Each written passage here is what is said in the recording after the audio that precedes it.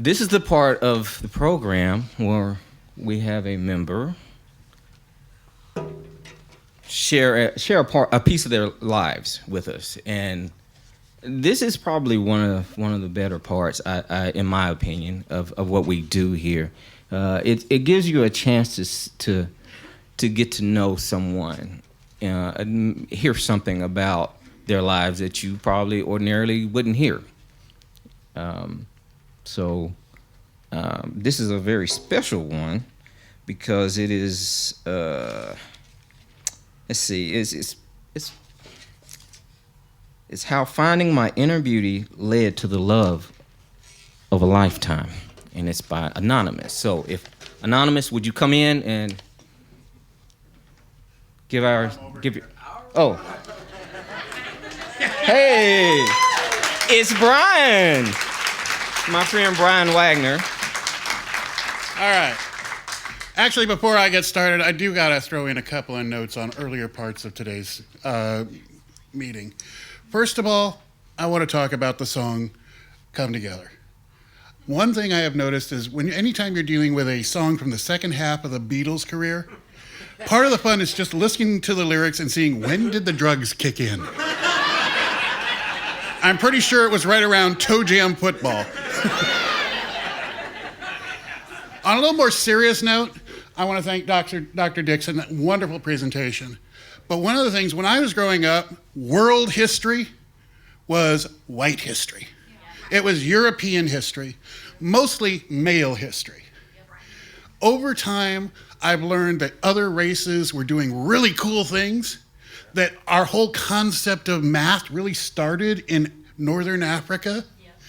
You know, seeing movies like The Great Debaters, the one that's outright, loving, of course, but Hidden Figures, okay? Getting all of this other history. Right now, in schools, they are actually trying to teach middle school children a week of the pillars of Islam. People are freaking out. We need to stand up and remind all of the educators and all of the legislators out there that world history is world history. That's right. It's all races, all countries, all genders. We got to stand up and say that. So that was just me. Now, why does it say Anonymous up here? Because James called me and said, I really need somebody to talk, about doing my best. Do you have anything? I said, yeah, absolutely, but I'm not going to tell Deepa about it. So she learned about it as we were walking in the front door. Okay? Which means that right now she's over there in mild panic going, he going to say something, I'm going to pay, she's going to pay for it later. Okay? Baby, trust and believe this is not going to be a bad thing, okay? I'm melting chocolate right now. No, that's my job later on.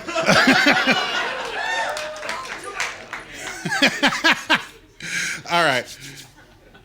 By the way, I also going to throw in, about a year ago, last May, Diva and I did a presentation together, and I said something then that I'm going to repeat now. We are all from Africa. There is one race. Okay? Okay, I know, that we all agree with that, but we need to remind everybody else. Okay, so talking today, some of you may have noticed that this Tuesday is Valentine's Day, right? And some of you are absolutely dreading this because this is like the annual reminder that you are single. Okay? And right now you're thinking, okay, Brian, just stomp on my psyche. Want me to find a puppy for you to kick or something? Believe me, I got a point here, okay? You see, when you think of me, you think of me as part of the team of Brian and Diva. But before I met Diva, we've been together, we just celebrated 5 years of being together. Okay? Before that, I had a time when I was single.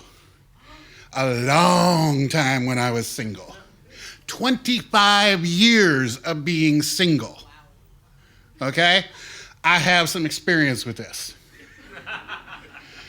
Okay? From the time of my divorce in 1987 until I met Diva in 2012, I literally spent every Valentine's Day, New Year's Eve, Thanksgiving, Christmas, Groundhog's Day as a single man. Okay? And we're going to kind of talk a little bit about what that did to me and where it got me to so that I was ready for Diva. Okay? So not only did I go through 25 years of being single, life during those years, at least the first 10, had it out for me. There was a real tendency for life to want to just kind of laugh in my face. Kind of started with my ex. When Karen and I split up, couples, when they first divorce, they can go through a period where they kind of rediscover courtship. You're familiar with each other, you're comfortable with each other, you may even like each other, right? But at the same time, you really can't live together, okay? And we had that kind of a relationship. And during our marriage, there had been one battle that went on where both she and my best friend thought the other one was trying to completely control and change me. So they took it upon themselves to try to, control and change me so that the other one couldn't. Well, after we got divorced, next time her birthday came around, I thought it'd be a really good idea. Let's get this hatchet buried. So I got in touch with him and I said, hey, you know what? Karen's birthday is coming up. You really should send her a birthday card. Maybe even throw in a note saying, we should actually get together sometime. Have a drink, right? When she got the card, she's like, can you believe Dave sent this to me? I said, you know what? It would serve him right if you took him up on the offer. My idea was maybe I could get some closure with these two now that I wasn't in the middle. 6 months later, they got married. I was not invited to the wedding. Because, you understand. So I moved on. Met a woman who was recently divorced. She had a daughter. I knew I was kind of the rebound guy. But at the same time, I knew it could help her, get through some of the emotional struggles and get back on her feet. And things were going well. It was building up. It looked like it might actually be a nice relationship. And then one time she goes off to meet with her husband, ex-husband, to, discuss things about her daughter. 3 days later, she contacted me to say, you're such a sweet guy. You're such a nice guy. I know you'll understand. He needs me. I got to hate this phrase, by the way. Next woman I met, 2 daughters, hadn't even seen her ex in 3 years. Her daughters absolutely love me. Things are going great. All of a sudden, he shows up. Guess what? You're a nice guy. I know you'll understand. He needs me. Now, the next one after that gave me a break from he needs me. She got hit on by a CEO of a Silicon Valley company who was driving a Rolls Royce. Okay, I would have gone with him too.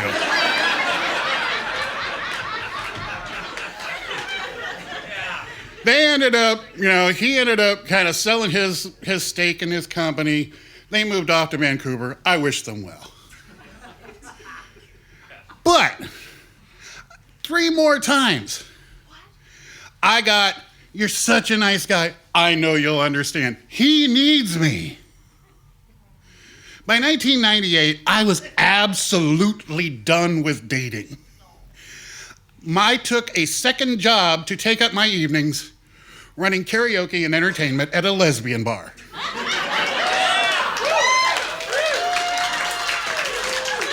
All the fun and all the flirting, none of the pressure.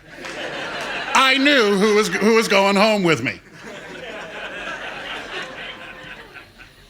So what ended up happening is I kind of found an alternative to dating. I started going to movies and restaurants, at first by myself. Then I started gathering up friends, male and female, who, were not interested in me other than, as a friend. And if one of us had an event we needed to go to, or a show we wanted to go see, or a concert we wanted to go to, we'd go ahead, buy the tickets, go, hey, you want to come? And in fact, that went on for years. That was just fine by me. And then what ended up happening is, my main person that I was going out to shows with, she started running into a whole bunch of situations where after I'd bought the tickets, she had to cancel at the last minute. Got sick, her grandkids needed something. So I had 3 or 4 things where I'm bailing at the last second trying to find somebody to use the other ticket. Okay? So I decided it was time to go online and actually advertise for a platonic relationship for people, someone to go out with casually, doing shows and all that. And at the same time, Diva was also been goaded by her friends into putting up an ad at the same time. That's where we met. We've been pretty much happy ever since then. Okay? That's the background. That's the background. Okay? Because the thing is, okay, well, first of all, I do have to say, just to throw it in, things did not all go completely smoothly with us.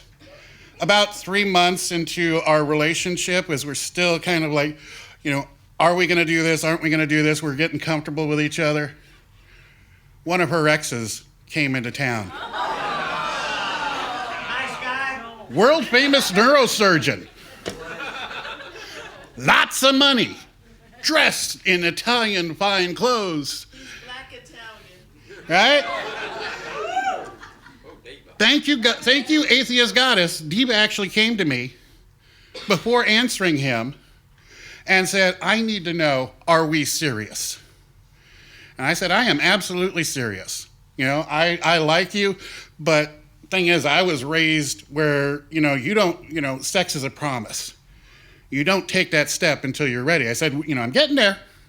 I hope you are too, but I'm not, but I want us to get our own, do it our own way.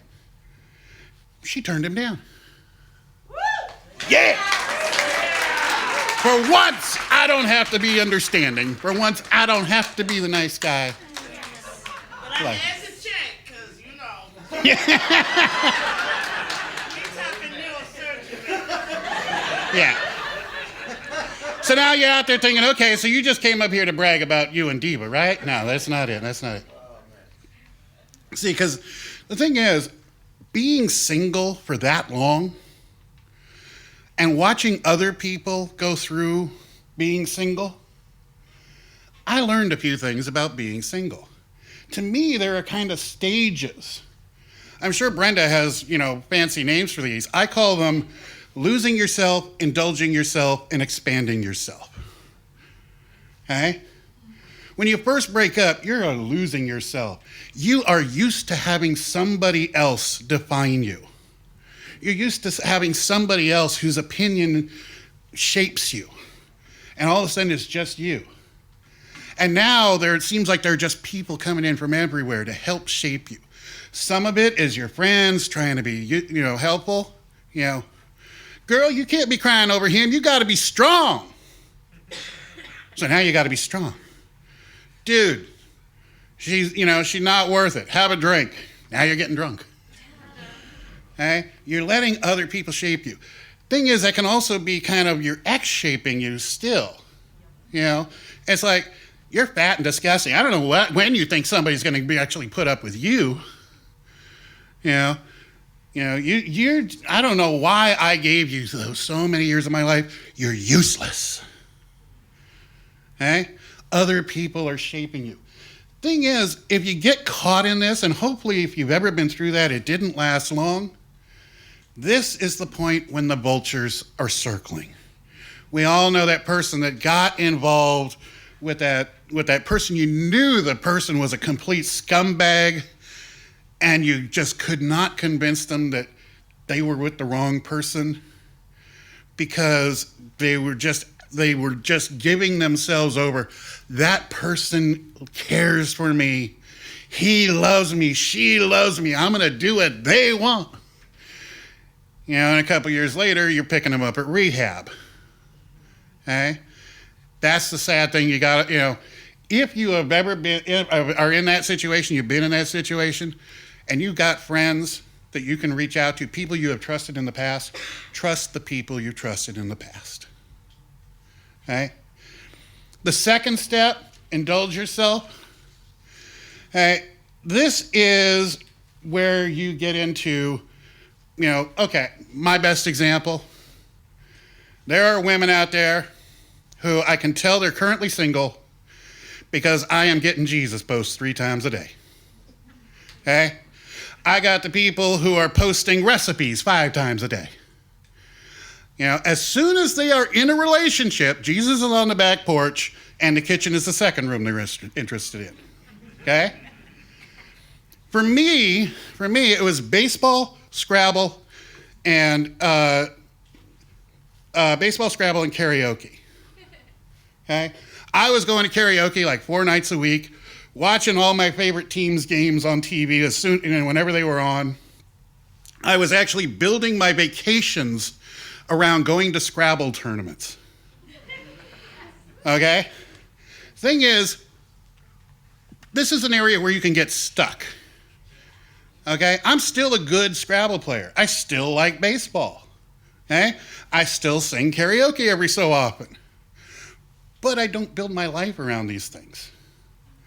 I can go and I can tell you people who, after 25 years, I can tell you their annual schedule, which cities they're going to be in, which hotels they're going to be at, because that's the Scrabble tour. Okay? I can walk into some karaoke bars and see people after 20 years that are familiar. Okay? So you got to be able to step past that step. The next step is when you start deciding, you know what? It's time for me to define myself. Okay? In my case, I bought a house. I decided to learn to cook like my grandma used to cook. I started taking more and more road trips. I had moved from California to Tennessee, so I started driving to California like every year to go see family, and I would take a different route every time. And I would see different things and talk to different people. Okay? So, the whole idea is that I got out there and I started changing my life, taking control of my own life. So by the time I met Diva, who, by the way, had also been single for 12 years, yes, and had decided to redefine herself, as soon as we got together, there were friends out there trying to tell us how we were supposed to act while we were dating. Well, okay, you've had 4 dates, so he should be doing this, right? Okay, you guys have been together this long, so you should expect this from her. Everybody, and the thing is, we both knew. We looked at each other and we said, you know what? We are old enough, we are experienced enough that we know how to make our own rules. Yes. And for 5 years, we have been blissfully happy. My 3.5 says very happy. Okay, I'm still being controlled somewhat.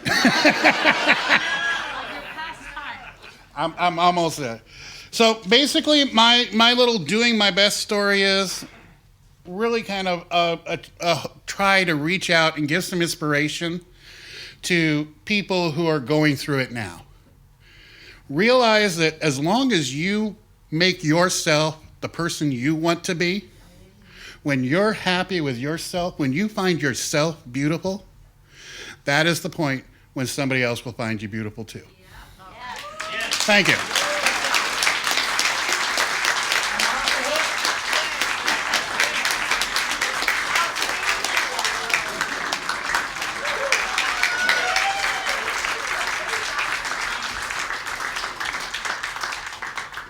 I don't know what just happened. I think I need to audit your class too, Professor. Thank you, Brian. Thank you. Thank you, Diva. Thank you both for being who you are. Excellent example to the rest of us.